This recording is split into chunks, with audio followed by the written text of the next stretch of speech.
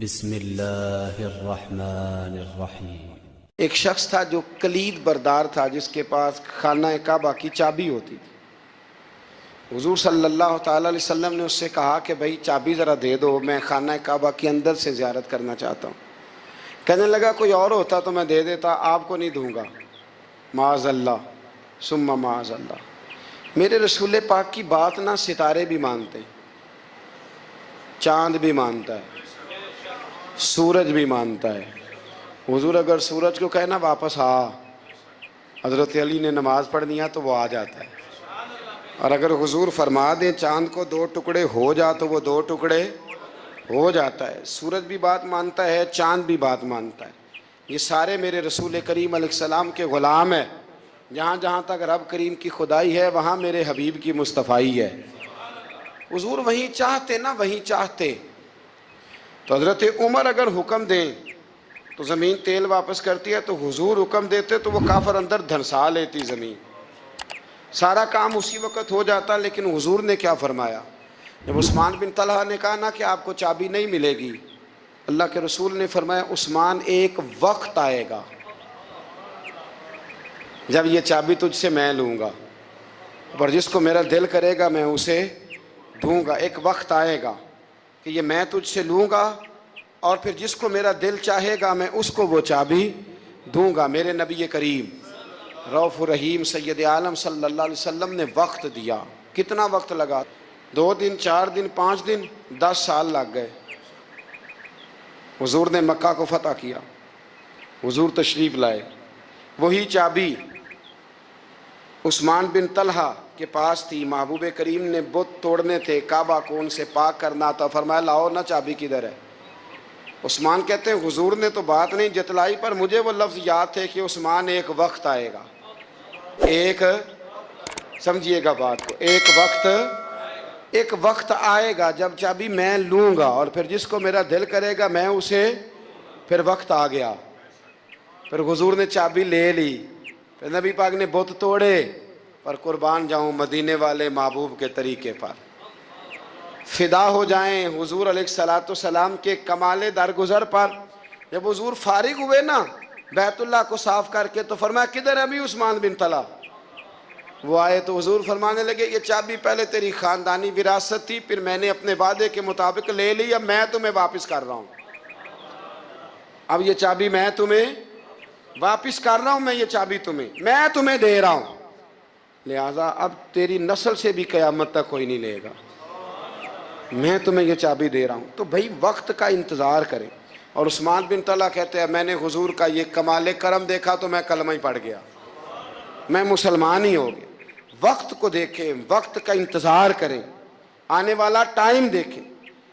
ہم نا ٹائم نہیں دیتے، ہمیں جلدی بڑی ہے۔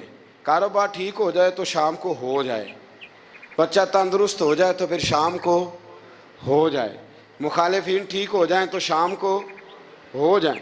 ہمارے سارے کام شام سے پہلے بلکہ جو ولی بننا چاہتا ہے وہ بھی کہتا ہے 1.25 گھنٹے میں بنا دو، لیٹ نہ کرو۔ کیونکہ بہت سارے تو کہتے ہیں یہ ایک نظر کریں، میں نے کہا آپ کوئی عمل بھی کریں نا، آپ تھوڑی محنت بھی کریں نا۔ کہتے ہیں ایک نظر کریں۔ ہمارے درویش کہا کرتے تھے کہ آج کل مرید کہتے ہیں نہ نماز پڑھاؤ، نہ روزہ رکھاؤ، نہ وظیفہ کراؤ، نہ کوئی اور کام کراؤ، سانوں میں ایویں ہی بخشاؤ۔ تو بھئی اللہ نے خود 5 نمازیں فرض کی ہیں، رمضان کے روزے فرض کیے ہیں، زکوٰۃ فرض۔ تو جب اللہ نے ذمہ داریاں لگائی ہیں تو پھر کون ہے جو بغیر ذمہ داریوں کے آگے جائے؟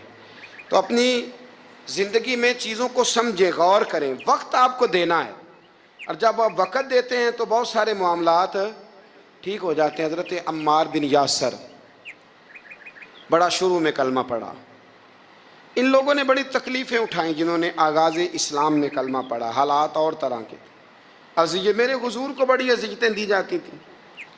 ابو لہب، عقبہ بن ابی معیط، یہ حضور کے 2 ہمسائے تھے۔ کچھ نفسیاتی تکلیفیں لوگ دیتے ہیں، ذہنی طور پر پریشان کرتے ہیں، مزاج ہوتا ہے۔ وہ دونوں کیا کرتے تھے؟ وہ سارا اپنے گھر کا کوڑا کرکٹ لا کے حضور کے دروازے پر پھینک جاتے۔ نبی کریم صلی اللہ تعالی وسلم فرماتے تھے کیا خوبصورت حق ہمسائیگی ادا کرتے ہو۔ کیا اچھا تم حق کے ہمسائے کی، اور دونوں طرف کے ہمسائے تکلیف دیتے، اذیت دیتے، حضور کو پریشان کرتے۔ حضرت عبداللہ ابن مبارک رحمۃ اللہ علیہ کا ہمسایہ بھی اسی طرح کرتا تھا، وہ اپنے گھر کا سارا گند کچرا اٹھا کے آپ کے گھر میں پھینک دیتا۔ ایک دن بھی پھینکا، 2 دن بھی پھینکا، 3 دن بھی پھینکا، 4 دن بھی پھینکا، 5 دن بھی پھینکا، مہینوں بیت گئے، مہینوں بیت گئے۔ ایک دن کہنے لگا میں روز کچرا پھینکتا ہوں، خود ہی کہنے لگا آپ کو تکلیف نہیں ہوتی؟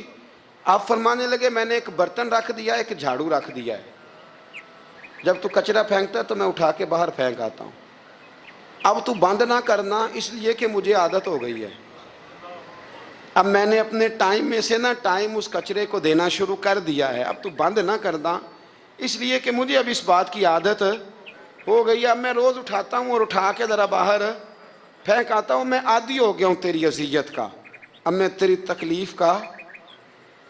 آپ میں سے بہت سارے لوگ شہروں کے رہنے والے ہیں، ہمارے دیہاتوں میں یہ ہوتا تھا کہ کسی بوڑھے بابے کو بچے چھیڑتے تھے، کبھی کبھی غلط کرتے تھے، ایسا کرنا نہیں چاہیے، لیکن بزرگ کو چھیڑتے تھے، تنگ کرتے تھے، کبھی وہ بچے نہ چھیڑتے تھے تو بزرگ خود کہتے تھے کہاں مر گئے آج سارے، اصل میں وہ پیار ہوتا تھا، وہ پیار لگ جاتا تھا، بتاتے نہیں تھے، لیکن علاقے کے بچوں کے ساتھ وہ غصہ ہوتا تھا، وہ چھیڑتے تھے، لیکن کئی دفعہ کوئی بندہ دشمنی کرتا ہے تو بندے کو اللہ کے قریب کر دیتا ہے، سجدے کا ذوق بڑھ جاتا ہے، عبادت کا مزاج بڑھ جاتا ہے، انسان کی طبیعت کے اندر خاص قرب آتا ہے۔ حضرت عمار بن یاسر رضی اللہ تعالیٰ عنہ فرماتے ہیں کہ بڑی تکلیف دیتے۔ حضرت عمار بن یاسر رضی اللہ تعالیٰ عنہ کی جو والدہ ہیں وہ اسلام کی پہلی شہیدہ ہیں،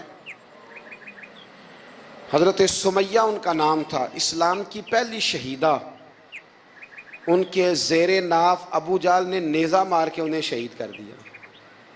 حضرت عمار بن یاسر رضی اللہ تعالیٰ عنہ فرماتے ہیں کہ میرے والد کو اتنی تکلیفیں دی گئیں کہ وہ ان اذیتوں کی وجہ سے دنیا سے پردہ کر گئے۔ حضرت عمار بن یاسر کو خود کافر اتنا مارتے تھے کہ وہ اپنے حواس کھو بیٹھتے تھے اور ایسی باتیں کرتے تھے کہ سمجھ نہیں آتی تھی کہ یہ عمار بن یاسر بول رہے ہیں، اتنی سخت اذیت دیتے، اتنی سخت۔ دکھ قبول محمد بخشا، راضی رہن پیارے، دکھ قبول محمد بخشا، بس راضی رہن۔ اتنی تکلیف دیتے کہ حضرت عمار بن یاسر حواس کھو بیٹھتے، تکلیف میں آتے، بڑا سہا، بڑا برداشت کیا۔ ایک دن میرے رسول پاک تشریف لائے اور حضور نے کہا او آل یاسر میں تمہیں مبارک دینے آیا ہوں، رب کریم نے تمہارے لیے جنت میں مکان بنا دیے ہیں، حضور نے تمہارے لیے، اللہ نے تمہارے لیے جنت میں مکانات، تمہیں مبارک ہو، تمہاری اذیتیں، تمہاری تکلیفیں، تمہارے درد، تمہاری راتیں کام آ گئیں، مالک نے تمہارے لیے مکانات بنا دیے ہیں، حالات ٹھیک کر دیے ہیں، طبیعتوں میں بہتری آ گئی ہے۔ میرے محبوب کریم رؤوف الرحیم سید عالم نور مجسم شفیع معظم آقا دو عالم صلی اللہ تعالیٰ علیہ وسلم نے انہیں خوشخبری سنا دی۔ حضرت عمار کہتے ہیں پھر حالات بدلے، پھر میں نے جو مجھے اذیتیں دینے والے تھے میں نے انہیں گڑھوں میں گرتے دیکھا۔ آپ فرماتے ہیں ابو جہل کی لاش اٹھانے والا بھی بدر میں کوئی موجود نہ تھا، اور ابو لہب جو مجھے تکلیفیں دیتا تھا وہ مکے کے چوک میں مرا ہوا پڑا تھا، اور کوئی اس کے قریب جانے والا بھی موجود نہ تھا، کوئی نہیں تھا۔ آپ فرماتے ہیں وہ حالات بھی۔ حضرت عمار کا اپنا کیا حال ہوا؟ حضرت خالد بن ولید رضی اللہ تعالیٰ عنہ بڑے بہادر ہیں، حضور نے فرمایا یہ اللہ کی تلوار ہے، یہ اللہ کی، بڑے بہادر تھے، بڑے شیر دل تھے۔ فرماتے ہیں کبھی معذرت نہیں کرنی پڑی، کبھی جھکنا نہیں پڑا، کبھی کسی کی منت نہیں کی، اللہ نے طاقت اتنی عطا فرمائی تھی، ہمت، حوصلہ، صبر، استقامت اتنا دیا، کبھی کسی جگہ پشت نہیں لگی۔ لیکن فرماتے ہیں کسی وجہ سے ایک دن میرا عمار بن یاسر کے ساتھ کسی بات پہ اختلاف رائے ہو گیا، جھگڑا ہو گیا۔ توجہ ہے میری بات پر؟ فرماتے ہیں جھگڑا ہو گیا۔ ہمارا پتہ حال کیا ہے؟ ہمارا یہ حال ہوتا ہے کہ ہمارا جھگڑا ہو جائے تو خیر ہے، لیکن اگر پڑوسی کے بچے لڑ پڑے تو ہم کہتے ہیں اس کی روزی پاک نہیں، اس کی تربیت ٹھیک نہیں۔ ہمارا بھائیوں سے رٹا ہو جائے تو معاملہ اور ہے، کسی کا ہو جائے تو معاملہ اور ہے میں بیمار ہو جاؤں تو آزمائش ہے، اور سامنے والا بیمار ہو جائے تو سزا ہے، پھر کیا ہے؟ بلکہ پنجابی کہنے نے کیتیاں نو پھڑیا ہے، یہی کہہ دیتے، اور میں بیمار ہو جاؤں تو آزمائش آگے جی اللہ کی طرف سے۔ ایسا نہ کرے، ہمارا فتویٰ اپنے حق میں اور ہوتا ہے، سامنے والے کے معاملے میں اور ہوتا ہے۔ حضرت عمار بن یاسر کی بات کر رہا تھا، جناب عمار بن یاسر رضی اللہ تعالی عنہ، حضرت عمار بن یاسر کہتے ہیں کہ حضرت خالد بن ولید کے ساتھ، جناب خالد بن ولید کہتے ہیں میری ان کے ساتھ نہ کسی بات میں اختلاف رائے ہو گیا، تو میں اب دلیر آدمی تھا، شیر آدمی تھا، کبھی جھکا نہیں تھا، کبھی کوئی معاملہ نہیں ہوا تھا، کبھی کوئی ایسی بات نہیں ہوئی تھی۔ آپ فرماتے ہیں جب رائے کا اختلاف ہو گیا نا، بات ذرا آگے بڑھ گئی تو نبی کریم صلی اللہ علیہ وسلم تک بات پہنچی، تو میرا یہ خیال تھا کہ حضور میری بھی سنیں گے، عمار بن یاسر کی بھی سنیں گے، پھر حضور کوئی فیصلہ کریں گے، پر قربان جاؤں وقت بدل گیا ہے نا، اب بہت بڑے چودھری ہیں، بڑے سردار ہیں، بڑے سپہ سالار ہیں حضرت خالد بن ولید، پر وقت بدل گیا۔ تو حضرت خالد بن ولید کہتے ہیں جب میں نے نبی کریم کی بارگاہ میں بات عرض کی، حضور تک بات پہنچی، تو میرے مصطفیٰ نے موٹی سی بات ارشاد فرمائی۔ رسول کریم فرمانے لگے بھئی بات مختصر سی ہے، جس نے عمار کو راضی کر لیا اس نے مجھے راضی کر لیا، اور جس نے اسے ناراض کیا اس نے مجھے ناراض کیا۔ فرماتے ہیں بس میری قیمت پڑ گئی، میرا قد اونچا ہو گیا۔ حضرت خالد بن ولید کہتے ہیں میں نے بھی کہا اب بات کیا کرنی ہے، اب تو گزارش ہی کرنی ہے، اب مدعا کیا سنانا ہے، اب تو بات کرنی ہے۔ فرماتے میں آگے بڑھا، اور جیسے بھی ہوا میں نے حضرت عمار بن یاسر کو راضی کیا۔ تو حضرت عمار کہتے ہیں ایک وقت وہ تھا اور ایک وقت یہ ہے، جب دونوں وقتوں کو دیکھتا ہوں تو کہتا ہوں الحمدللہ رب العالمین، یہ ساری تعریفیں اس رب کے لیے ہیں جو تمام جہانوں کو پالنے والا ہے۔ وقت دیں معاملات کو، ٹائم دیں۔ آپ دیکھیں اللہ تبارک و تعالیٰ بڑا کریم ہے، وقت کے ساتھ جب چیزیں تبدیل ہوتی ہیں اپنے ٹائم کے۔ حضرت بلال حبشی رضی اللہ تعالی، بڑا مشکل نہیں، اکیلا آدمی، غریب آدمی، مکے کے سارے سرداروں کے قابو آ گیا۔ حضرت حسان کہتے ہیں میں نے خود اپنی آنکھوں سے دیکھا، حضرت بلال کے گلے میں رسی ڈال کے بچے کھینچا کرتے تھے۔ یار خاصا مشکل کام نہیں۔ امیہ بن خلف ڈنڈوں سے مارتا ہے، آپ کے ہاتھ اور پیر چارپائی کے نیچے رکھ کے تو اوپر بیٹھے رہتے بڑی بڑی دیر، بڑی تکلیف نہیں، بڑی اذیت نہیں، لیکن حضرت بلال حبشی فرماتے ہیں پھر میں نے وہ سارے دکھ مٹتے دیکھے، وقت بیت گیا۔ وہی امیہ بن خلف ایک دن گھوڑے پہ تھا، گھوڑے اپنے کو تیار کر رہا تھا، لگام ڈال رہا تھا، حضور علیہ السلام گزرے تو فرمایا کیا کر رہے ہو؟ کہنے لگے اس گھوڑے پر بیٹھ کے آپ کو شہید کروں گا۔ تو حضور فرمانے لگے تیاری کر لے، تجھے قتل میں نہیں کرنا ہے۔ پھر جنگ کے موقع پہ نا ہلکی سی خراش لگائی رسول پاک نے اسے، یہاں گلے پہ، تڑپتا تھا، روتا تھا، سسکتا تھا۔ لوگ کہتے تھے امیہ کیا ہو گیا، اتنا سیانہ بندہ یہ کیا کرتا ہے؟ تو کہنے لگا تمہیں پتہ نہیں مجھے تکلیف کتنی ہے، ضرب تو چھوٹی ہے پر تمہیں پتہ نہیں لگائی کس نے ہے تو چھوٹی پر تمہیں خبر نہیں کہ لگائی کس نے ہے، کس نے یہ ضرب لگا دی ہے۔ پھر تڑپ کر سسک کر مرا۔ حالات بدل جاتے ہیں، حالات میں تبدیلیاں آ جاتی ہیں۔ ہم وقت نہیں دینا چاہتے، ہمارے اندر جو حوصلے کی کمزوری ہوتی ہے، ہمارے اندر جو وہ ایک بہت بڑا معاملہ ہوتا ہے کہ کسی بھی طریقے سے یہ معاملہ ختم ہو، کسی بھی طریقے سے شفا ہو، جلد از جلد ہم اس بات سے نکلیں، تو یہ بات ہماری درست نہیں ہے، ہمیں وقت دینا چاہیے۔ حضرت سیدنا عاصم بن ثابت بن قیس بخاری میں بھی موجود ہے، اور بھی بہت ساری کتب میں یہ روایت موجود ہے۔ حضرت عاصم بن ثابت بن قیس رضی اللہ تعالیٰ عنہ، آپ نے نا جنگ احد میں بڑی دلیری کے ساتھ آپ لڑے تھے۔ دو لوگوں کو آپ نے قتل کیا تھا، مصافے اور حارث کو۔ ان کی والدہ سلافہ بنت سعد، سلافہ بنت سعد بڑی مالدار عورت تھی، بڑی تیز تھی۔ اس نے قسم کھائی تھی کہ میرے دو بیٹے چونکہ حضرت عاصم بن ثابت نے قتل کر دیے، اس نے قسم کھائی تھی کہ میں نا معاذ اللہ انہیں قتل کراؤں گی اور ان کی گردن اترواؤں گی اور ان کی کھوپڑی میں شراب بھر کے پیوں گی۔ جملے بولنے والے کئی دفعہ بڑا ہی بول جاتے ہیں، حضرت عاصم بن ثابت بن قیس رضی اللہ تعالیٰ، سلافہ بن سعد کہنے لگی کہ میرے بیٹے چونکہ انہوں نے قتل کیے ہیں تو 100 اونٹ دوں گی جو انہیں شہید کرے گا، اور پھر میں معاذ اللہ ان کی گردن اتروا کے کھوپڑی کے اندر شراب بھر کے پیوں گی۔ حضرت عاصم بن ثابت بڑے بہادر تھے، قابو نہ آ سکے۔ کافروں نے ایک چال چلی کہ مدینے سے کچھ مبلغ مانگے تبلیغ کرنے کے لیے، بطور مبلغ کو مانگا لیکن رستے میں بددیانتی کی، جھوٹ بولا، ظلم کیا، انہیں گرفتار کیا، اور گرفتار کر کے معاذ اللہ تعالیٰ انہیں بیچنا چاہا۔ حضرت عاصم بن ثابت کہنے لگے میں میدان کا آدمی ہوں، میں قید ہونے سے لڑائی کرنے کو بہتر سمجھتا ہوں، میں کفار کا قیدی ہونے سے شہید ہونے کو فضیلت دوں گا۔ تلوار نکال لی، نیزے نکال لیے، لڑنے لگے۔ اب اکیلا آدمی اور سامنے درجنوں بیسیوں لڑنے والے، سب کا رخ جب انہی کی طرف ہوا تو حضرت عاصم بن ثابت بن قیس رضی اللہ تعالیٰ عنہ سمجھنے لگے اب شہید ہو جاؤں گا، تو آپ نے ایک دعا مانگی، کہنے لگے اے اللہ میرے بدن کی حفاظت کرنا، اے اللہ میرے وجود کی حفاظت کرنا، گویا میری لاش کی یہ بے حرمتی نہ کریں، اللہ حفاظت کرنا۔ شہید کر دیے گئے۔ جیسے ہی آپ شہید ہوئے تو اب وہاں تو منت یہ تھی نا معاذ اللہ کے گلا کاٹیں گے اور معاذ اللہ کھوپڑی میں شراب پئیں گے۔ انہوں نے دعا کر دی، یا اللہ حفاظت کرنا۔ آپ سب بھی دعا کریں، یا اللہ ہماری حفاظت فرما، اے اللہ دنیا میں بھی حفاظت فرما، قبر میں بھی حفاظت فرما، حاسدوں سے، شریروں سے، مفسدوں سے، اے اللہ حفاظت کرنا۔ یہ دعا فرمائی۔ جب آپ شہید کر دیے گئے نا، لاش مبارک قریب تھی، تو کافر گردن کاٹنے کے لیے آگے بڑھے تو سینکڑوں کی تعداد میں شہد کی مکھیاں آ گئیں۔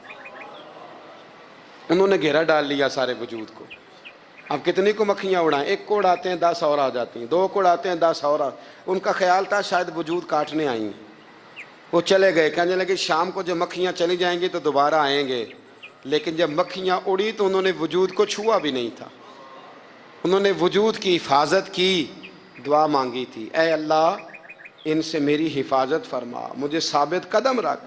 مکھیوں نے وجود کو چھوا بھی نہیں، اور جب رات ہوئی تو نہ بادل تھے، نہ پانی تھا، نہ ہوا تھی، لیکن اللہ نے پانی بھیجا، بارش آئی، اور حضرت عاصم بن ثابت کی لاش کو بہا کے لے گئی، وجود بہا کے لے گئی۔ سویرے ڈھونڈتے رہے پر ان کا وجود کسی کو ملا۔ بعد مرن دے مکھڑا میرا ہو جاوے جے تازہ، پھر سمجھ لینا محبوب میرے نے آن پڑے ہے جنازہ، پھر سمجھ لینا محبوب میرے نے آن پڑے ہے۔ اور ایک شعر پڑھنا دوں چلا گے گولڑا کا، کئی دفعہ پڑھتا ہوں، آج پھر نہ کہہ دوں۔ کہنے لگے بے قدراں کو قدر نہ جاتی، کیتی خوب تسلی ہو، دنیا دار پجاری زردے کتیاں دے گل ٹلی ہو، بک بک روسن اکھیاں تکیو ویک حویلی کلی ہو، کوچ نصیر آسان جدوں کیتی پہ جانی تر تھلی ہو۔ تو یاد رکھ میرے بھائی، جب آپ ثابت قدم، حضرت خباب رضی اللہ تعالی عنہ، بخاری میں ذکر ہے، کتب حدیث میں، کتب سیرت میں ذکر ہے، حضرت خباب رضی اللہ تعالی عنہ نے اس وقت کلمہ پڑھا جب ابھی 5 لوگ کلمہ پڑھتے تھے، کل بندے السابقون الاولون۔ آپ فرماتے ہیں جس عورت کا میں غلام تھا نا، ام انمار اس کا نام تھا، وہ مجھے بڑی سخت سزائیں دیتی تھی۔ آپ لوہار کا کام کرتے تھے، سلاخیں، آپ کو پتہ ہے لوہار سلاخ رکھتا ہے پہلے آگ میں بھٹی میں، پھر وہ جب پوری طرح تپتی ہے پھر کچھ بنتا ہے، لوہار کا کام کرتے تھے۔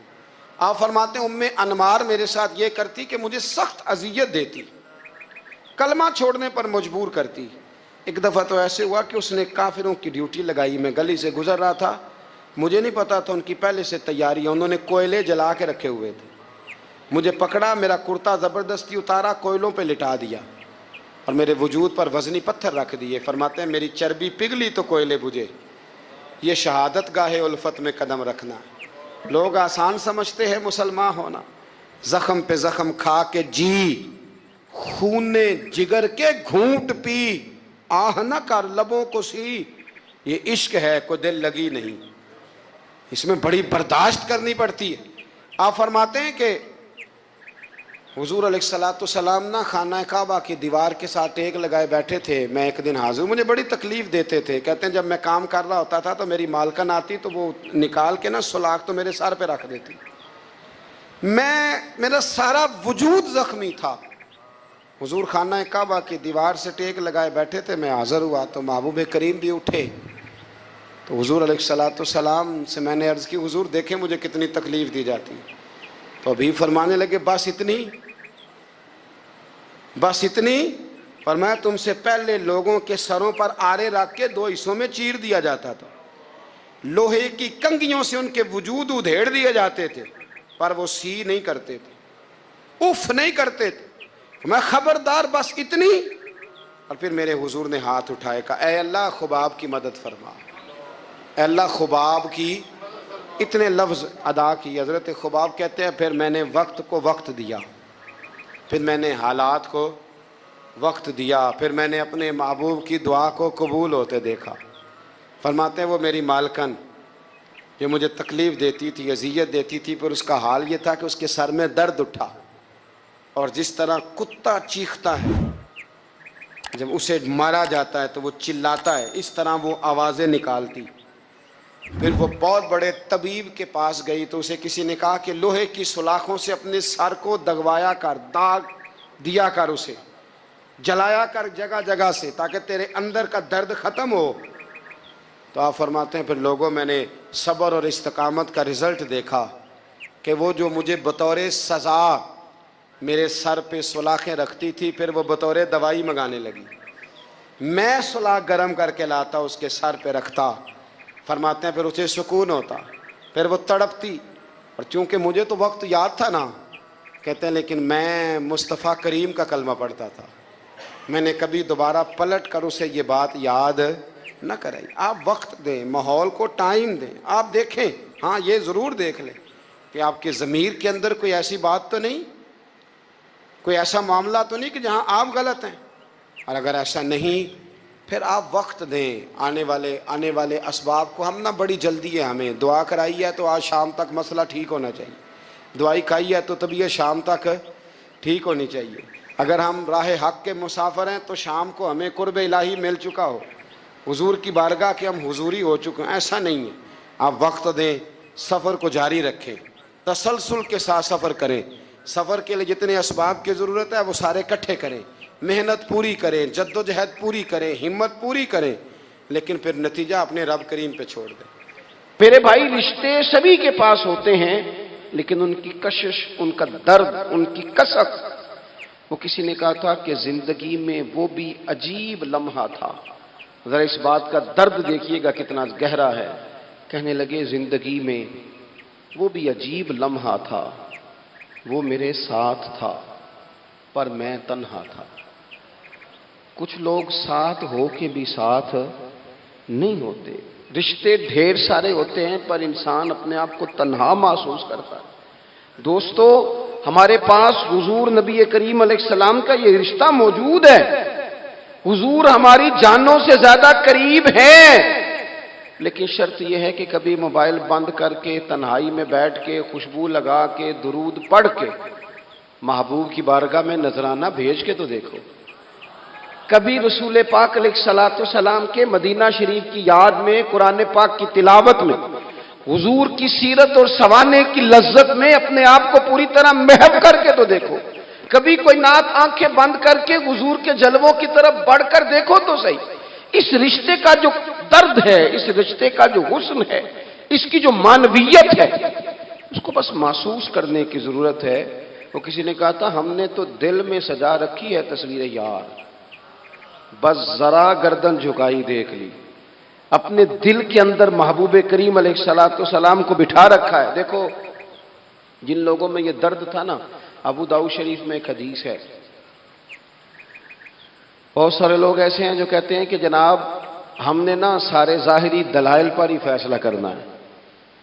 کچھ فیصلے ضمیر کی آواز پر بھی ہوتے ہیں، کچھ فیصلے دل کی گواہیوں پر بھی ہوتے ہیں، کچھ فیصلے ایسے ہوتے ہیں جو کرنے پر روح بھی مجبور کرتی ہے. کچھ جگہیں ایسی ہوتی ہیں جہاں جسم نہیں جاتا پر عشق بندے کو گھسیٹ کر وہاں لے جاتا ہے. حیدر شاہ اس گلی کدے نہ رول دی، پر ہوں تے میں رول دی میں رول گئی ہاں. کچھ جگہ پہ انسان کو جانا ہی پڑتا ہے. ایک صحابی حضرت خزیمہ رضی اللہ تعالیٰ عنہ، ابو داؤد شریف میں حدیث موجود ہے. نبی پاک علیہ الصلوۃ والسلام نے ایک یہودی سے گھوڑا خرید لیا. حضور نے فرمایا آ میرے ساتھ، میں تمہیں پیسے دیتا ہوں. اللہ کے محبوب تھوڑا آگے تشریف لے گئے. یہ ذرا تھوڑے فاصلے پہ پیچھے آ رہا تھا. راستے میں لوگوں نے اس کو کہا کہ تو نے تو سستا بیچ دیا ہے، گھوڑا تو مہنگا ہے، قیمت زیادہ لگا دی. یہ مکر گیا. محبوب کریم علیہ السلام نے پیسے تھمائے، پیسے لو، گھوڑا دو. کہنے لگا کون سا گھوڑا، میں نے تو بیچا ہی نہیں. اب جب سودا ہوا تھا گھوڑے کا تو حضور تھے یا وہ یہودی تھا، تیسرا شخص ہی کوئی نہیں تھا. کون سا گھوڑا، کیسا گھوڑا. اپنا حق چھوڑ دینا یہ بھی بعض اوقات بزدلی ہوتا ہے. نبی کریم علیہ السلام نے فرمایا بھائی تو کیسے مکر سکتا ہے جب تیرا میرا سودا طے ہوا ہے. جب ایک مخصوص رقم پر تو نے اسے بیچ دیا ہے تو مکر کیسے سکتا ہے. تو پیسے لے اور گھوڑا دے. اب جب تھوڑی سی بات تکرار میں آئی تو کچھ لوگ وہاں جمع ہو گئے، مسلمان، یہودی اور بھی کئی لوگ. وہ یہودی کہنے لگا جی آپ اس طرح کریں، ایک گواہ دے دے، میں زیادہ نہیں مانگتا، ایک دے دے، ایک بندہ کہہ دے کہ یہ گھوڑا میں نے بیچا ہے اور آپ نے خریدا ہے تو میں آپ کے حوالے کر دوں گا. وہاں بندہ کوئی دوسرا موجود ہی نہیں تھا تو گواہ کسے پیش کیا جائے. حضرت خزیمہ رضی اللہ تعالیٰ عنہ نبی کریم کے صحابی ہیں. فوراً بولے، وہ بھی لوگوں کی باتیں سن کے وہاں آئے تھے. فوراً بولے، کہنے لگے یا رسول اللہ میں دیتا ہوں گواہی.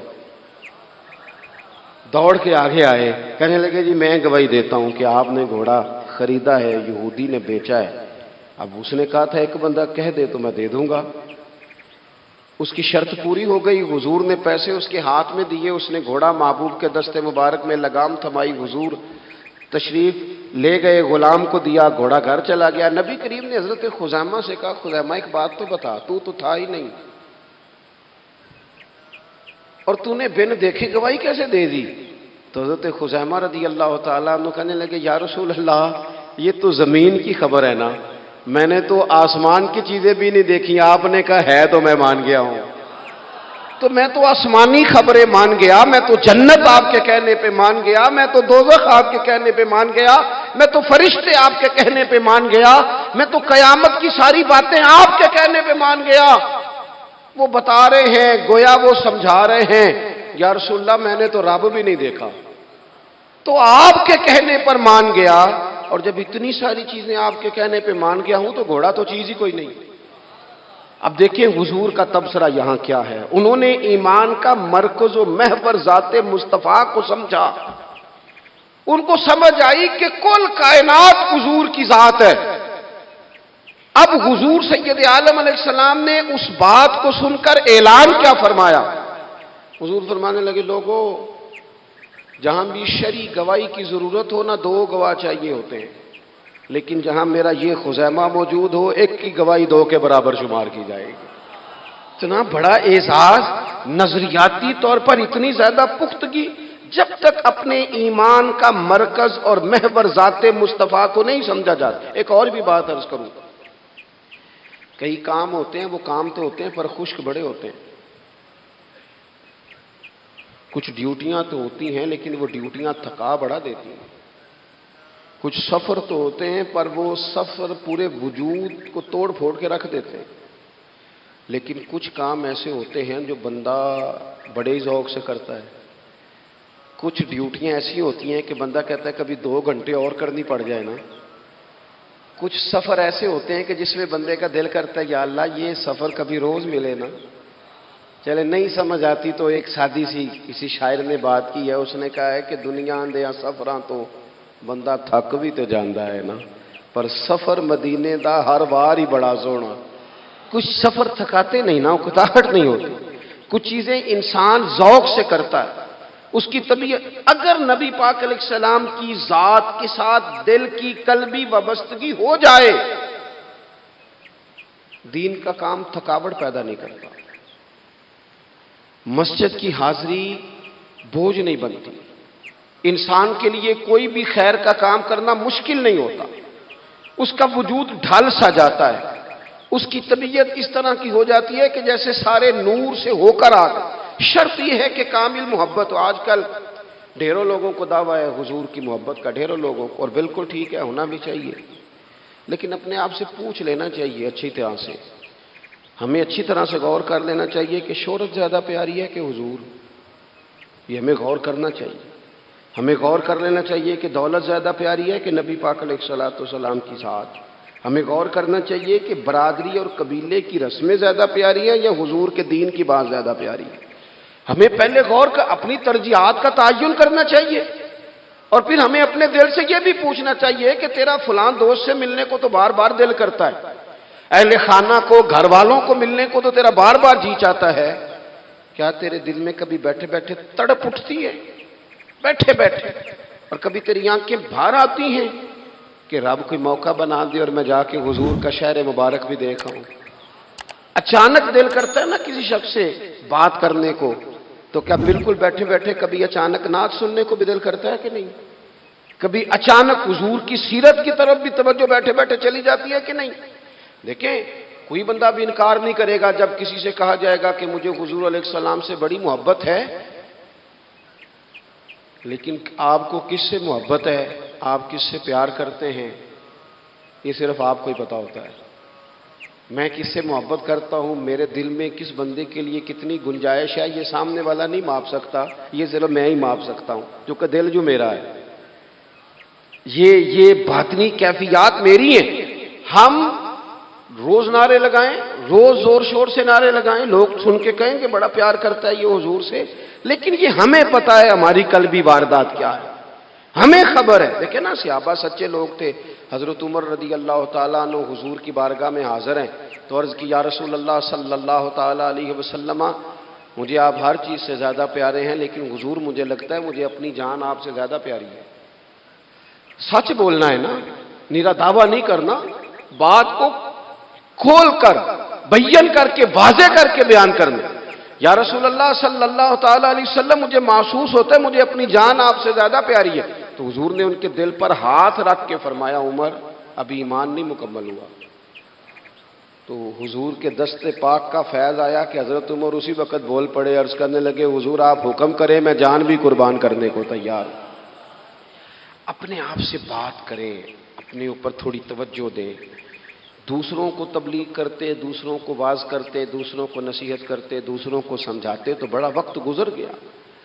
اب تھوڑا سا نا اعلیٰ حضرت رحمۃ اللہ علیہ سے لوگوں نے کہا آپ واعظ کہیں، تو فرمانے لگے، ابھی تو میں اپنے نفس کو نہیں واعظ کہہ سکا، اپنے آپ سے میں ابھی گفتگو نہیں کر سکا، تقریر نہیں کر سکا، تو لوگوں کو کیا واعظ کروں؟ ہم تھوڑا سا نا اپنے اوپر توجہ دیں۔ حضور کی محبت کا جو ذوق صحابہ کے ہاں ہے، آج بڑے سارے لوگ نہیں ہیں جو بچ بچ کے بات کرتے ہیں، بچ بچ کے۔ میں تو اپنے زمانے میں دیکھتا ہوں کہ سیاسی لیڈروں کے نعرے لگاتے وقت لوگوں کو کوئی کسی قسم کی آر محسوس نہیں ہوتی۔ وہ گاڑی جو کبھی کسی غریب کے ہاسپٹل جانے کے کام نہیں آئی، سیاسی لیڈر کا جلسہ ہو تو وہ بھی گاڑی اندر سے نکل آتی ہے، اور اس پر 10 بندے چڑھ جائیں تو ٹوٹنے کا بھی کوئی خطرہ محسوس نہیں ہوتا۔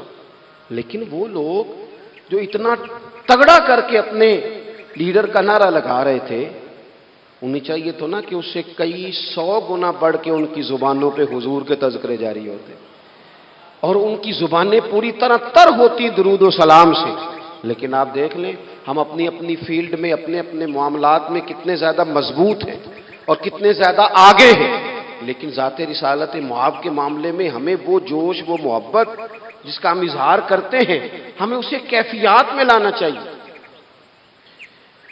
اور کچھ لوگ ایسے بھی ہیں جو اس معاملے میں بھی بڑے سنجیدہ ہو کے رہنا پسند کرتے ہیں۔ وہ کہتے ہیں نہیں جی نہیں، اب میں جلوس میں جاؤں، اور میں حیران ہوتا ہوں جو قوم روز کوئی نہ کوئی جلوس نکالتی ہے، وہ نبی پاک کا جلوس آتا ہے تو وہ شرعی دلائل پوچھنے شروع کر دیتی ہے کہ بھئی اس پر کوئی دلیل ہے؟ تو میں نے کہا یہ جو روز نکلتے ہیں ان پر دلیلیں ہیں؟ کبھی کسی نے سوال نہیں کیا، کبھی کسی شخص نے کوئی بات نہیں کی، اور یہاں لوگ دلائل کی دنیا میں اتر آتے ہیں۔ وارفتگی، شوق، حضور کی جو مرکزی حیثیت ہے دین میں، نبی پاک کے ساتھ قلبی رشتہ، مضبوط وارفتگی۔ عروہ بن مسعود ثقفی کفر کی طرف سے نہ سفیر بن کے آئے تھے حدیبیہ میں، تو جب کوئی بندہ کسی کا سفیر بن کے آتا ہے تو وہ اس کی پوری ترجمانی بھی کرتا ہے، پورے نمائندے بن کے آئے تھے۔ یہاں کچھ وقت انہوں نے حضور کے صحابہ کے ساتھ گزارا اور واپس گئے، تو جا کے کہنے لگے لوگوں میں سفیر آدمی ہوں، میں نے کافی ساری دنیا دیکھی ہے۔ سفیر جو ہوتے ہیں نا مختلف ممالک میں تعینات، وہ مختلف تہذیبوں کو دیکھتے ہیں، مختلف حکومتوں کو دیکھتے ہیں، مختلف نظریات کا مطالعہ کرتے ہیں۔ کہنے لگے میں مختلف قسم کے لوگوں کو دیکھ کے آیا ہوں، کیسر و کسریٰ کے بڑے بڑے دربار میں نے دیکھے، اور عرب کے اندر کچھ ایسے لوگ بھی تھے اس دنیا میں کہ جو اپنے آپ کو سجدہ کرواتے تھے، معاذ اللہ۔ کہا میں نے بڑے بڑے دربار دیکھے ہیں، لیکن میں عجیب رنگ دیکھ کے آیا ہوں رسول پاک کے غلاموں کا حضور کے ساتھ۔ یعنی حضور سجدہ کرنے سے منع کرتے ہیں، لباس سادہ پہنتے ہیں، کوئی بڑا تخت نہیں لگاتے، کوئی بڑا نبی پاک محل نہیں بناتے، حضور زمین پر تشریف فرما ہیں وہیں وضو کرتے ہیں، اور کسی کو حضور رغبت بھی نہیں دیتے یہ کام کرنے کی۔ لیکن باوجود اس کے جو وہاں کیفیت عروہ بن مسعود نے دیکھی وہ صحیح بخاری میں موجود ہے۔ کہنے لگے میں عجیب نظارہ دیکھ کے آیا ہوں کہ حضور بلغم شریف اپنے ناک سے نکالتے ہیں۔ بلغم ماں بڑا پیار کرتی ہے نا بچے سے، تو اس کی ناک سے یا گلے سے کبھی بلغم نکل آئے تو اماں نا ایسے ایسے ادھر منہ کر کے پھینکتی ہے، ایسے کر کے پھینکتی ہے، کبھی نکالنی بھی پڑ جائے۔ صحیح کہہ رہا ہوں میں؟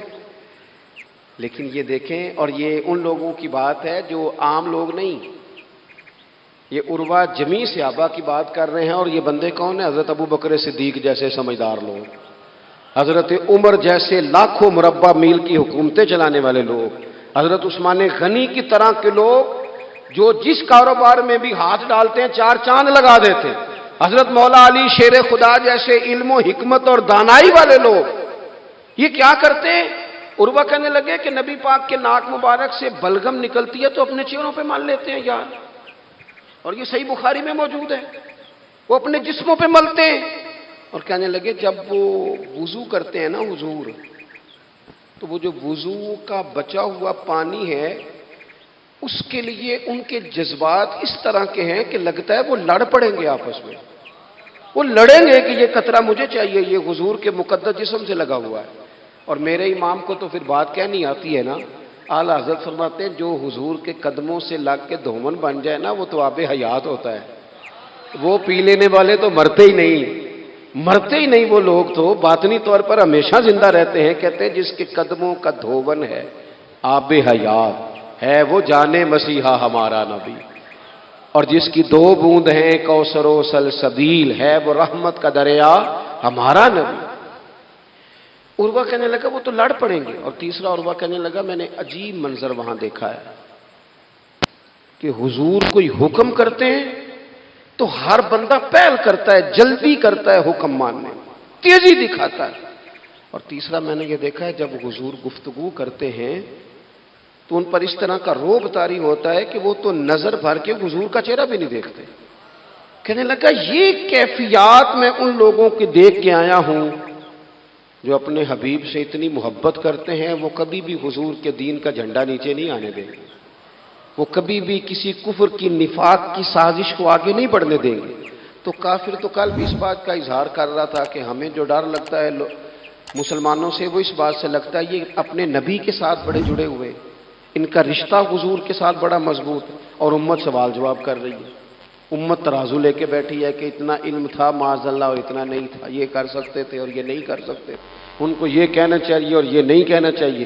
بھئی یہ تو ہمارے بزرگ پرانا فیصلہ کر گئے، وہ کہتے ہیں بعد از خدا بزرگ توئی قصہ مختصر، اور حضور رب کے بعد سب سے بڑے ہیں، یہی مختصر قصہ ہے۔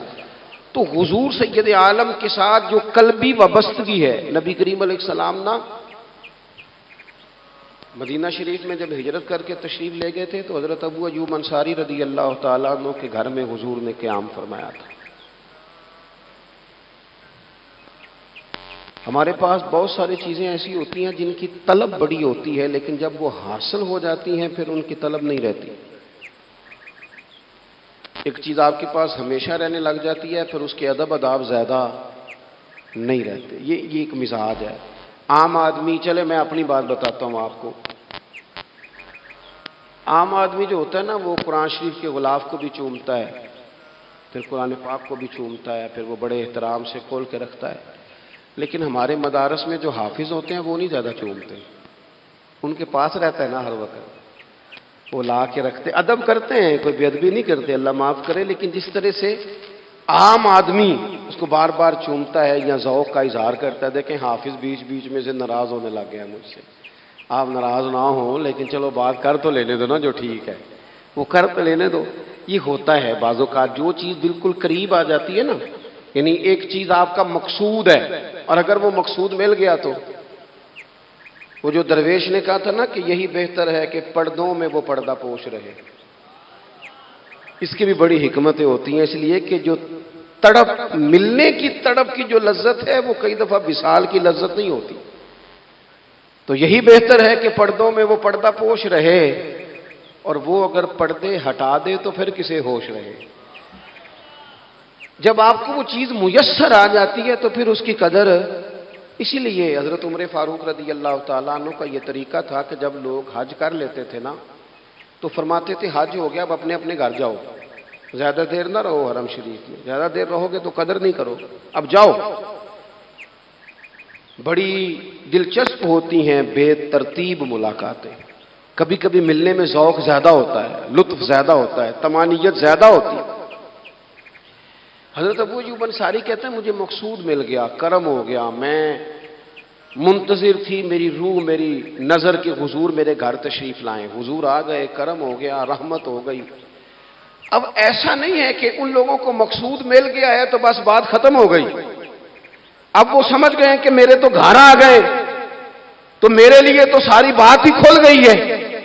ان کی ادبی معرفت کا یہ عالم تھا اور نبی پاک کے ساتھ ان کی وابستگی کا یہ حال تھا کہ کہتے ہیں میں نے نا، میرے گھر کی 2 منزلیں تھیں، میں نے نچلی والی منزل حضور کے لیے چھوڑ دی تاکہ نبی کریم صلی اللہ تعالیٰ علیہ وسلم کے زیارت کے لیے لوگوں نے آنے جانا ہے تو لوگوں کے لیے آسانی رہے.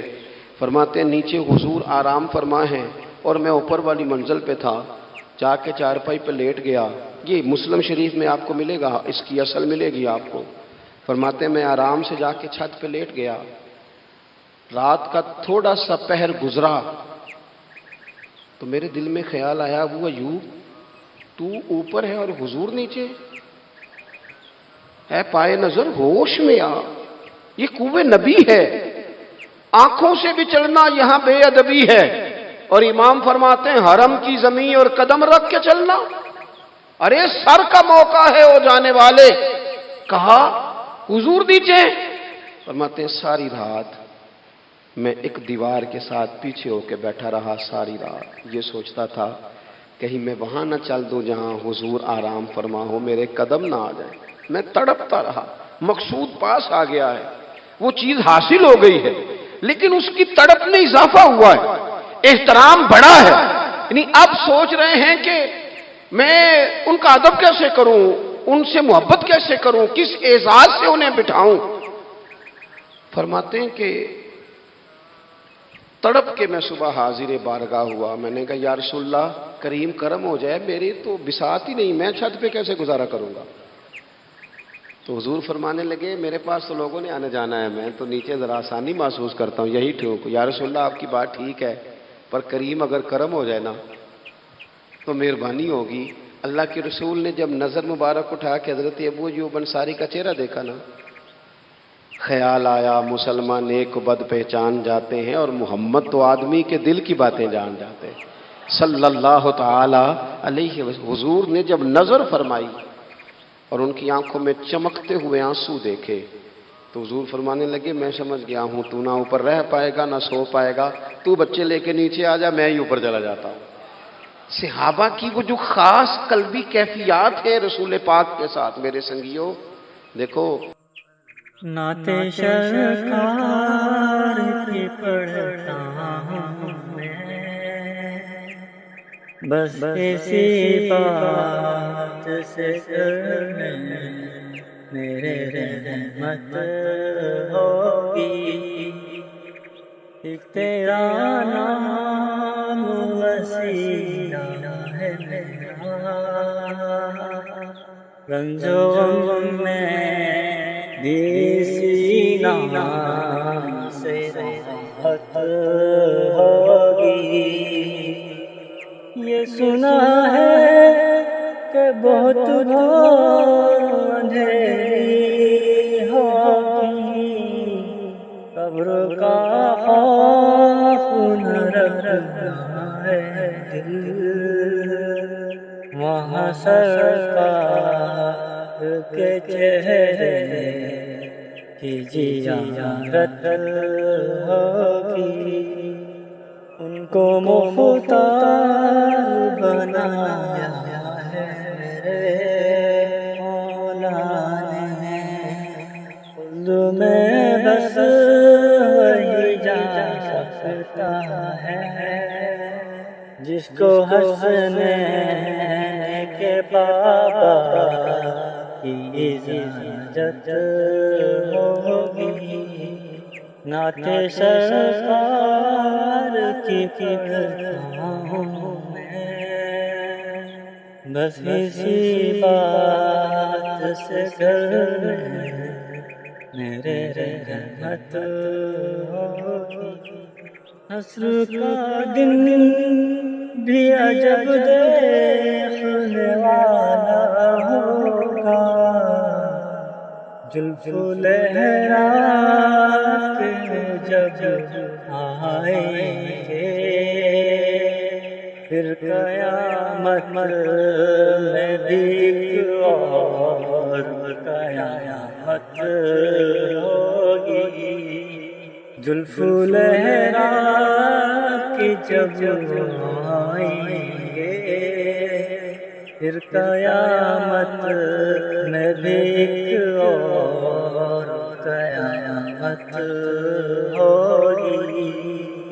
نعت سرکار کی پڑھتا ہوں میں، بس اسی بات سے گھر میں میرے رحمت ہوگی۔ میلاد شریف کا جو جھنڈا ہے وہ بھی میلاد شریف کا ہی ہے، وہ میلاد کا جھنڈا۔ ایسا نہ ہو کہ میلاد کا جھنڈا کسی گلی میں پڑا ہوا نظر آئے، میلاد پہ چھپنے والا اشتہار پوسٹر کسی جگہ گرا ہوا نظر آئے۔ یہ جو لنگر شریف ہے نا، تبرک کے چاول، یہ حضور کے میلاد سے وابستہ ہیں، یہ گلیوں میں بکھرے ہوئے نظر نہ آئے۔ اس طرح کی کیفیات نہ ہو کہ محسوس ہو کہ جناب یہ تو احترام والے لوگ ہیں، یہ لوگ تو حضور کی محبت کی بات کرتے ہیں۔ محبوب کی نسبتوں کا احترام بھی محبت ہی کا ایک پہلو ہوتا ہے، خاص وارفتگی نبی پاک کی ذات کے ساتھ خاص۔ اور پھر ان لوگوں نے نا ان چیزوں کو بھی چھیڑا جن کی شریعت میں گنجائش تھی۔ شریعت کے دو حکم ہیں، ایک عزیمت ہے، ایک رخصت ہے۔ ایک یہ ہے کہ اگر حالات بڑے سخت ہیں، بڑے گڑبڑ ہیں، تو آپ تھوڑی دیر کے لیے سائڈ پہ ہو جائیں، رخصت ہے، اجازت ہے۔ اور ایک یہ ہے کہ آپ ڈٹ جائیں نا حالات کے سامنے، پھر اللہ مددگار ہے۔ ایک یہ ہے کہ گنجائش ہے، اور ایک یہ ہے کہ دل نہیں میرا مانتا، میں گنجائش کا کیا کروں، میری طبیعت نہیں مانتی۔ چلیں ایک بات اور کھول دیتے، ایک ہوتا ہے حکم، ایک ہوتی ہے رضا، ان دونوں میں فرق ہوتا ہے۔ وہ جی میں نے حضرت صاحب سے کہا جی مجھے اجازت ہے میں جاؤں، انہوں نے کہا جاؤ میں چھٹی لے کے آیا ہوں۔ بھائی آپ نے چھٹی مانگی تھی، حضرت نے دے دی، استاد جی نے دے دی، یہ تو حکم ہے، لیکن تمہیں بھانپنا چاہیے تھا نا ان کی مرضی کیا ہے، ان کی رضا کیا ہے۔ رضا تو اس طرح کی ہوتی ہے کہ مکتب عشق کا دستور نرالا دیکھا، اس کو چھٹی نہ ملی جس نے سبق یاد کیا۔ میرا ایک دیہاتی ماحول سے تعلق ہے، ہمارے سرکاری اسکولوں میں نا ایک مانیٹر بنا دیتے تھے، جو بچہ لائق ہوتا تھا نا وہ مانیٹر بن جاتا تھا، حالانکہ لائق ہوتا تھا، سیاںا ہوتا تھا، لیکن مانیٹر بن کے نا اس کی ذمہ داری بڑھ جاتی تھی، پھر اس کو کنجیاں مل جاتی تھی، اسی نے سب سے پہلے آنا ہے، اس نے سب سے بعد میں جانا ہے، ہر چیز اس کے سپرد۔ پیار جو زیادہ کریں ان کی ذمہ داریاں بھی زیادہ ہوتی ہیں۔ یہ کیا بات ہوئی کہ میری محبت زیادہ ہے تو میں مسجد میں غیر حاضر ہوں، میں حضور کا میلاد شریف زیادہ مناتا ہوں تو میں نے سنت شریعت کو اپنایا ہی نہیں۔ محبت مجھے حضور سے زیادہ ہے لیکن حضور نے جو حقوق العباد ادا کرنے کا سبق پڑھایا ہے اس پر میری توجہ ہی نہیں. بھئی اگر آپ کا پیار زیادہ ہے تو پھر آپ کی ذمہ داری بھی زیادہ ہے، پھر آپ کو زیادہ حساس ہونا چاہیے. نبی کریم صلی اللہ تعالی علیہ وسلم نے ایک قانون دیا ہے کہ لا یکلف اللہ نفسا الا وسعہا. رب فرماتا ہے جو بوجھ کوئی اٹھا نہ سکے ہم اس پر وہ بوجھ نہیں ڈالتے. اللہ کے راستے میں آپ نے خرچ کرنا ہے تو اگر آپ کی جیب اجازت دیتی ہے تو خرچ کرے، نہیں دیتی تو نہ کرے. شریعت اسلامیہ نفلی صدقات کے معاملے میں انسان کو مجبور نہیں کرتی. اسی طرح محبت کا معاملہ ہے، خدمت کا معاملہ ہے. لیکن صحابہ بعض وہ کام بھی کرتے تھے جو شرعی طور پر ان پر ضروری نہیں تھے، اور جب کرتے تھے تو کیوں کرتے تھے؟ محبت مجبور کرتی تھی، پیار مجبور کرتا تھا. طبرانی میں موجود ہے اللہ کے حبیب علیہ الصلوۃ والسلام کو اچانک ایک صحابی نے دیکھا اور فوراً عرض کرنے لگے یا رسول اللہ میرے ماں باپ قربان ہو، چہرے پر نکاہت بڑی ہے، کمزوری ہے، کیا وجہ ہوئی؟ تو حضور نے ایک ٹھنڈی آہ بھری اور فرمایا میں نے کئی دنوں سے کھانا نہیں کھایا، کھجور اور پانی پر گزارا ہے. میٹھا کھانا بھی سنت ہے لیکن فاقہ کرنا بھی سنت ہے. اپنی مرضی کی سنت ادا کر لینا یہ تو بڑا آسان کام ہے، لیکن میرے بھائی شریعت اسلامیہ میں جو چیز غالب رہی ہے اس پر بھی کبھی کبھی ذوق کرے. اور پھر حضور کا جو فقر ہے اختیاری ہے. نبی پاک نے مانگ کے غریبی لی ہے اللہ تعالیٰ سے کہ یا اللہ ایک وقت روٹی دے، ایک وقت فاقہ دے. تو نبی کریم علیہ السلام نے فرمایا کہ میں نے کھانا نہیں کھایا، کھجور پانی پہ گزارا ہے کئی دنوں سے. اب اس صحابی کو حکم تو دین کا یہی ہے نا کہ اگر گھر میں کچھ ہے تو لے آؤ، ورنہ شریعت پابند تو نہیں کرتی. تو وہ پہلے اپنے گھر گئے، جا کے پوچھا کوئی چیز ہے؟ گھر والوں نے کہا کوئی نہیں. پھر وہ پڑوسیوں کے گھر میں گئے، کوئی کھانے کی چیز ہے؟ کوئی نہیں. رشتہ داروں سے، محلے داروں سے پوچھا، کوئی نہیں. چپ کر کے نہیں بیٹھے، ایک یہودی کے باغ میں گئے، کہنے لگے یار کوئی مزدوری مل جائے گی؟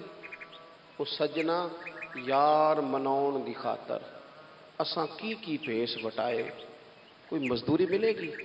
اس نے کہا گرمی بڑی سخت ہے، پانی کنویں کا نیچے چلا گیا، ایک ڈول پانی کا اگر نکال سکتے ہو تو ایک کھجور دوں گا. فرمانے لگے منظور ہے. کہتے میں نے اپنے کندھے سے چادر اتار کے بچھا لی، ایک ڈول پانی کا نکالتا، ایک کھجور ملتی، وہ میں اس کپڑے میں ڈالتا جاتا، چادر میں ڈالتا جاتا.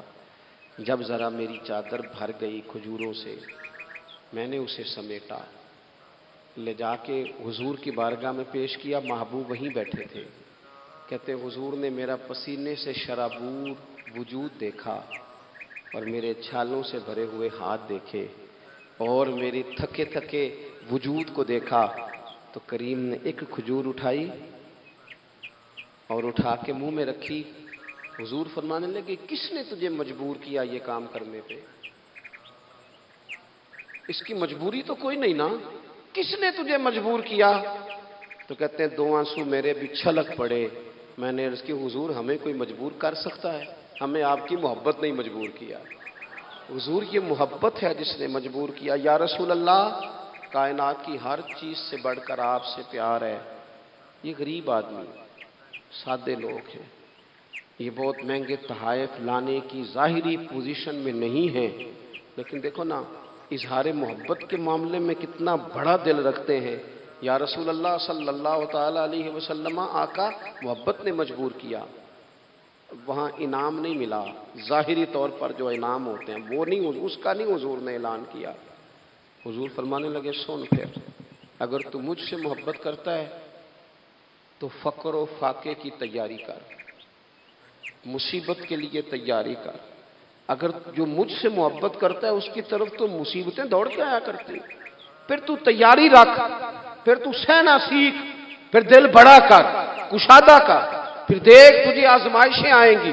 زخم پہ زخم کھا کے جی، خونے جگر کے گھونٹ پی، آہ نہ کر اب لبوں کو سی. یہ عشق ہے کوئی دل لگی نہیں. یہ کوئی ایسی تھوڑی ہے کہ تیری دل لگی تھی اور تو دو باتیں کر سن کے تو چلا گیا. یہ عشق ہے کوئی دل لگی نہیں. تو حضور کو جس انداز میں صحابہ نے چاہا، جس طرح انہوں نے نبی پاک سے محبت کی، اپنی ساری توجہات کا مرکز ذات رسالت کو بنایا، حضور کی رضا کو ہر معاملے میں مقدم جانا ہماری ذمہ داریاں ہیں کہ ہم بھی اپنے محبوب کے لیے اپنے جذبات کو کشادہ کریں، اپنے دل میں وہ ساری باتیں پیدا کریں جس کی بنیاد پر ہمارا بھی ایمانی رشتہ نبی کریم سے مضبوط ہو سکے۔ بات ختم کرنے لگا ہوں۔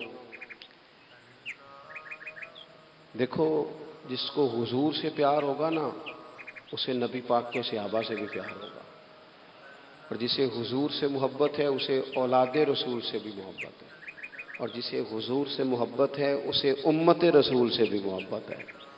میں اور آپ بڑے آرام سے اپنے اپنے گھروں میں بیٹھے ہیں، لیکن 2 مہینے ہونے کو ہیں، سیلاب والے اپنی بیٹیاں لے کے جھونپڑیوں میں بیٹھے ہیں، سڑکوں میں۔ 4 دن خبریں زیادہ تھیں اخبارات میں، تو ہمیں بھی تھوڑا احساس زیادہ تھا، کیونکہ اب خبریں مدھم ہو گئی ہیں تو ہماری طبیعتیں بھی مدھم ہو گئی ہیں۔ ہم تو چلتے ہیں کہ آج کل ٹرینڈ کیا ہے، وائرل کیا چیز ہے، اس کے مطابق ہم بھی اپنا ٹرینڈ چینج کر لیتے ہیں۔ میں مسافر ہوں، بڑے سفر کرتا ہوں روز، تو بہت سارے لوگ محبت سے کہتے ہیں آج ہمارے ہاں رہ جائیں، تو میں ان سے کہتا ہوں یار، جو نیند اپنے بیڈ پہ آتی ہے وہ کسی اور جگہ نہیں آتی، گھر ہی جانے دو، گھر ہی بندہ آرام سے سکون سے سو سکتا ہے۔ کسی کا بڑا بہترین گھر بھی ہو تو جب کسی کے گھر نیند نہیں آتی، بچے نہیں سوتے، اپنے گھر جانا ہے، تو مجھے بتاؤ جو بیچارے جھونپڑیوں میں آ کے بیٹھ گئے، ان کے لیے کتنی مشکل بات ہے، خیموں میں بیٹھے۔ لیکن کیا کریں، اس وقت جتنی سیاسی جماعتیں ہیں نا ملک میں، سب حکومت میں، کسی کی پنجاب میں حکومت ہے، کسی کی مرکز میں ہے، کسی کی کہیں ہے۔ چاہیے تھا نا یہ سارے وسائل استعمال کرتے اور ان لوگوں کی خدمت میں پہنچتے۔ ہمیں اپنے دل کشادہ کرنے چاہیے حضور کی امت کے لیے۔ میلاد شریف کی جہاں جہاں بھی محفل ہو نا، کوشش کریں غربا کو بٹھا کے اچھے طریقے سے روٹی کھلائی جائے، ان کا اکرام کیا جائے، اس لیے کہ یہ نبی پاک کی امت ہے، ان سے پیار کیا جائے۔ اور دیکھو، حضور سے پیار ہے تو امت سے پیار ہے، تو پھر ہمیں حضور کی شریعت سے بھی پیار ہونا چاہیے نا۔ ہمیں ہر جگہ مقدم کرنا چاہیے دین کو۔ اگر کل 10ویں 40ویں جنازے پہ ہم دین کی بات کرتے ہیں تو پھر ہمیں نکاح، ولیمے اور عقیقے والے دن بھی دین کی بات ہی کرنی چاہیے، وہاں بھی ہمیں ترجیح دین ہی کو دینی چاہیے۔ یہ کیا بات ہوئی کہ جب غم آئے تو رخ اللہ رسول کی طرف ہو گیا، اور جب خوشیاں ملی تو پھر سارے شیطانی کام شروع کر دیے۔ یہ حضرت بابا فرید الدین مسعود گنج شکر کا وطن ہے، یہاں سے نا خوشبوئیں پھیلی ہیں پوری دنیا میں رسول اللہ کے دین کی، یہاں سے لوگوں نے فیض پایا ہے۔ اور سنگیو، یہاں آ کے وقت گزارنے والے محبوب الہی بن جایا کرتے۔ آپ محسوس کریں کہ یہ دھرتی کتنی کو زرخیز ہوگی، یا رنگ کتنا کو بڑا ہوگا۔ حضرت بابا صاحب رحمۃ اللہ علیہ کا خواجہ نظام صاحب کے ساتھ ایک خط ہے، جب انہوں نے کہا نا حضور ملنے کو بڑا دل چاہتا ہے، تڑپتا ہوں، تو بابا صاحب نے جواب میں لکھا تھا کہ نظام، فرید کا دل تجھ سے زیادہ تجھے ملنے کو کرتا ہے، لیکن اگر میں چل کے تیرے پاس آؤں گا تو یہاں دینی خدمت کا نقصان ہوگا، اور اگر تو چل کے آئے گا تو جو ڈیوٹیاں تو کر رہا ہے وہاں دینی معاملات کا نقصان ہوگا۔ فرمانے لگے تو وہاں بیٹھ کے رسول اللہ کے دین کی نوکری کر، میں یہاں بیٹھ کے کرتا ہوں، اللہ جنت میں دونوں کی ملاقات کرا دے گا۔ آپ خصوصیات دیکھتے ہیں ہمارے بزرگوں کے نظریات کیا ہیں؟ وہ لوگ قائل ہیں خدمات کے، وہ خدمات کے قائل، اس لیے اپنی زندگی کے اندر ہمیں نصب العین بنانا چاہیے۔ آج اس جگہ بیٹھ کر حضور کی محفل پاک سجا کر ہمیں اس بات کا تہیہ کرنا چاہیے کہ ہم حضور سے بھی پیار کرتے ہیں، حضور کی امت سے بھی پیار کرتے ہیں، صحابہ سے بھی پیار کرتے ہیں، اولاد رسول سے بھی پیار کرتے ہیں، نبی پاک پر آنے والی کتاب سے بھی پیار کرتے ہیں، اور رسول پاک علیہ السلام نے جس سے پیار کیا ہم ان سب سے بھی پیار کرتے ہیں، اور حضور نے جس محنت کے ساتھ دین کی تعلیمات ہم تک پہنچائی ہیں، ہم ان تعلیمات کو بھی دل و جان سے چاہتے ہیں۔